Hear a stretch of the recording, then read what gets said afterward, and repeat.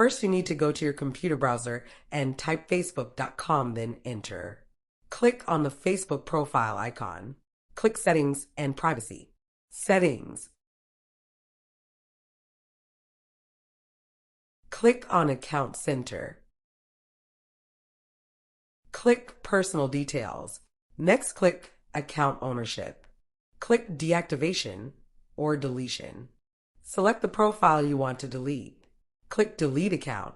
Continue. Scroll down. Continue. Select any subject, no problem. Continue. Scroll down. Continue. Enter your Facebook password. Continue. Click Not Now. Click Delete Account.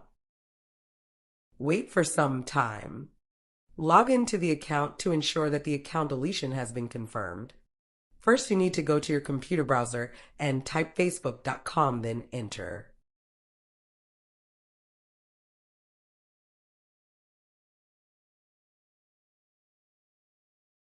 After logging in, you will realize that your account has been deleted.